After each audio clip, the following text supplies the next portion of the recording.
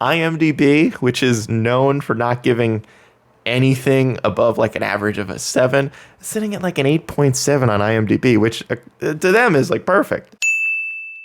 What's going on, guys? Welcome back to another video. Film Cubano here. Another bit of a discussion video today. This is not a review because there's only a few episodes of this show out right now, but I saw all of them and I wanted to talk about it because, wow, Amazon has another hit on their hands.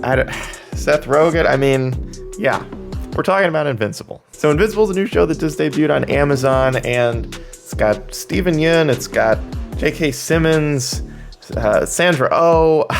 I mean, an insane cast, absolutely insane. Animated adult cartoon, rated R, and let me tell you, I mean, we're not going to spoil anything here because the show's only a few episodes in, but that is a hard R. No spoilers, but that first episode, you know, watching the first episode, I was kind of like, okay, I mean, you know, it's all right. It's kind of a little bit boring. Not much is happening. But, you know, the first episodes, they got to establish the world.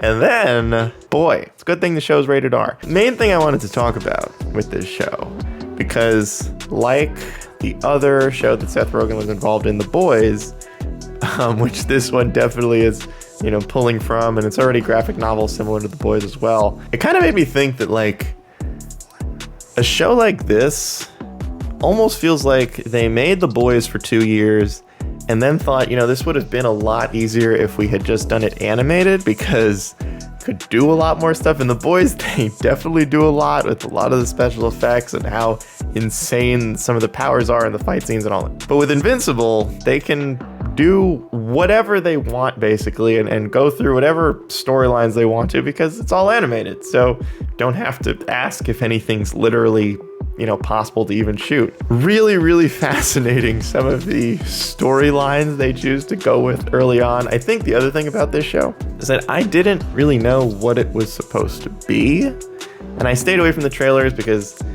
I didn't want, you know, sometimes trailers give you way too much, especially superhero trailers. And so there's certain things in the first episode that I don't know if they gave away in the trailer. And if they did, that sucks because there are some pretty major things that happen in episode 1. It's just really not what I was expecting. I thought this was gonna be, I don't know, sort of like Superbad, but as an animated adult cartoon, just like high school kid, horny high school kid, like developing superpowers, whatever. It's like a mystery thriller action, like, so a show like The Boys definitely like toes the line between like comedy, action, drama, that sort of thing. Invincible isn't really comedy. I mean, it's not like there's like funny stuff that happens, but it's not necessarily, and I know like Seth Rogen's involved, right? Funny guy, but it's not trying to be funny really. It's serious as hell. Like some of the parts of the show are really serious. But I guess I just wanted to come on here and tell you guys to watch it. It's really good, like really good. If you enjoyed The Boys, you'll definitely like it. I think if you just enjoy superhero stuff in general, but maybe want a more serious take on it, not, you know, Zack Snyder serious where everything is turn the brightness completely down, but this is an interesting one. And I think, I don't know how many episodes they're releasing each week. I know they did 3 when the show first released. I don't know if that was just to build up hype or if they're actually doing 3 every single week. I would assume it's going to be 10 episodes, just like most streaming shows nowadays. But if it's more, that'd be cool too, because I'm all in. I think that's the other thing. Like, I put it on for 1 episode and I was like, all right, yeah, just see if I like it. Had crazy reviews. The reviews on this show are through the roof.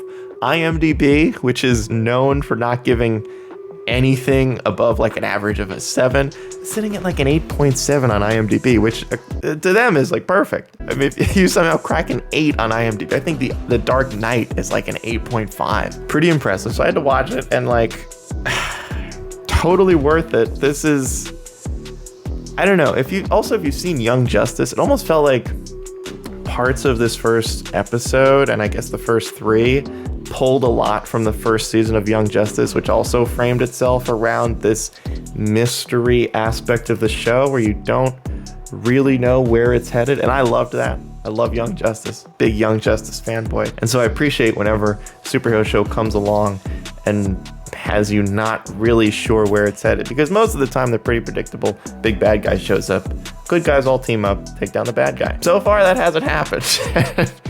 I really, really appreciate that in a show like this. So it's a more nuanced take on a lot of that stuff. Steven Yeun is great. J.K. Simmons, I think, in this show was drawn the way J.K. Simmons probably thinks he looks. He's still, super jacked and looks great bald, but a bit of a generous take. It's fantastic, though. Omniman is awesome. Go check out Invincible on Amazon. It is great. I'm not going to be doing weekly reviews or anything. Maybe when the show wraps up, I'll do a full season 1 review breakdown, whatever. But yeah, just wanted to talk about it because it's incredible. Please go watch it. Please go watch the show. So good. I'm excited to see where they take it. But yeah, that's all I got for you guys today. If you enjoyed the video, consider subscribing. Make new videos every week. Sometimes they're like this, sometimes they're reviews. That's all I got for you guys today. I'm out.